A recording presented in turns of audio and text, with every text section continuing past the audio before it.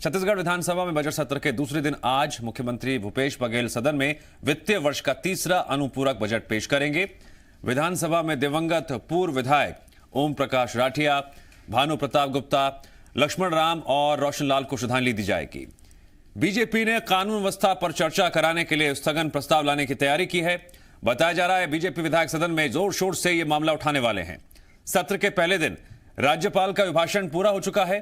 संसदीय कार्य मंत्री ने कृतज्ञता प्रस्ताव पेश कर दिया है। अब 25 और 26 फरवरी को राज्यपाल के अभिभाषण पर चर्चा होगी। छत्तीसगढ़ विधानसभा का बजट सत्र 26 मार्च तक चलना है। सदन में धान खरीदी में अनियमितता का मुद्दा गूंज सकता है। जी मीडिया संवाददाता रजनी ठाकुर जुड़ गए हमारे साथ इस खबर पर और अधिक जानकारी देने के लिए। रजनी, बजट सत्र के दूसरे दिन की क्या क्या रहेंगी खास बातें? जी दिव्यांश, आज बजट सत्र का दूसरा दिन है और आज का जो दिन है वो हंगामेदार रहने वाला है, क्योंकि आज प्रश्नकाल भी होना है, ध्यानाकर्षण प्रस्ताव भी लाए जाने हैं। इसके साथ ही आज सबसे अहम बात ये है कि बतौर वित्त मंत्री, बतौर मुख्यमंत्री भूपेश बघेल तीसरा अनुपूरक बजट पेश करेंगे। सदन की कार्यवाही की अगर हम बात करें तो इसकी शुरुआत 11 बजे होगी। सबसे पहले जो दिवंगत विधायक रहे हैं उनको श्रद्धांजलि दी जाएगी। उसके बाद प्रश्नकाल रहेगा। प्रश्नकाल में कई मुद्दे गूंजेंगे। 2000 से ज्यादा प्रश्न इस बार लगाए गए हैं और कई ऐसे विषय हैं जिस पर हंगामा हो सकता है, चाहे वो प्रदेश की आपराधिक स्थिति हो या धान खरीदी का मामला हो, बेरोजगारी का मामला हो। इन तमाम विषयों पर हंगामा हो सकता है। इसके साथ ही अनुपूरक बजट पेश किया जाएगा। अनुपूरक बजट में किसानों को जो चौथी किस्त की राशि दी जानी है उसे लेकर और बाकी दूसरे कामों को लेकर राशि का प्रावधान किया जाएगा। 2 ध्यानाकर्षण प्रस्ताव आज लगाए गए हैं, जिसमें एक ध्यानाकर्षण प्रस्ताव भाजपा विधायक और पूर्व मंत्री बृजमोहन अग्रवाल ने लगाया है। पूर्व कृषि मंत्री रहे हैं बृजमोहन अग्रवाल और उन्होंने धान खरीदी में हो रही अनियमितता को लेकर ध्यानाकर्षण प्रस्ताव लगाया है। दूसरा ध्यानाकर्षण प्रस्ताव कांग्रेस के ही वरिष्ठ विधायक धनेन्द्र साहू ने लगाया है।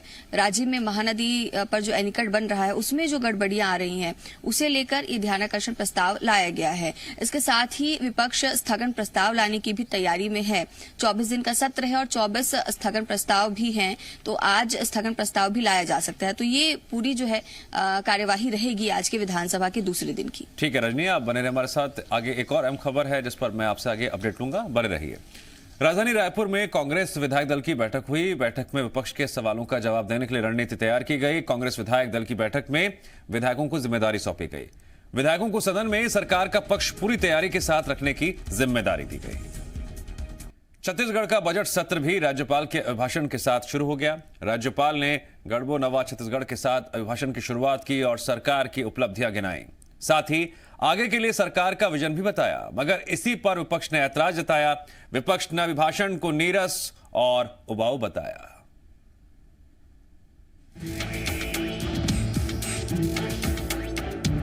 राज्यपाल के अभिभाषण के साथ ही छत्तीसगढ़ विधानसभा के बजट सत्र की शुरुआत हो गई। राज्यपाल अनुसुईया उइके ने गढ़बो नवा छत्तीसगढ़ से अपने अभिभाषण की शुरुआत की। एक तरफ जहां राज्यपाल ने अपने अभिभाषण में सरकार की अब तक की उपलब्धियों का जिक्र किया, तो साथ ही बघेल सरकार के आगे के विजन को भी बताया। अभिभाषण के बाद विपक्ष ने सरकार पर निशाना साधा। जनता कांग्रेस छत्तीसगढ़ और बीजेपी ने अभिभाषण को नीरस और उबाऊ बता दिया।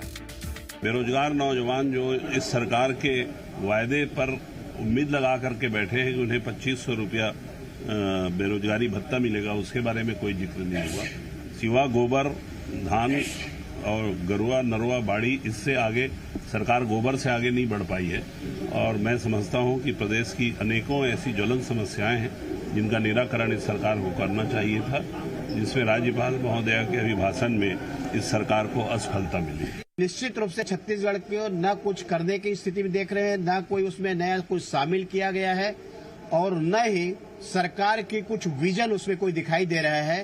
तो ये कह सकते हैं कि विजन का भी इसमें अभाव रहा है।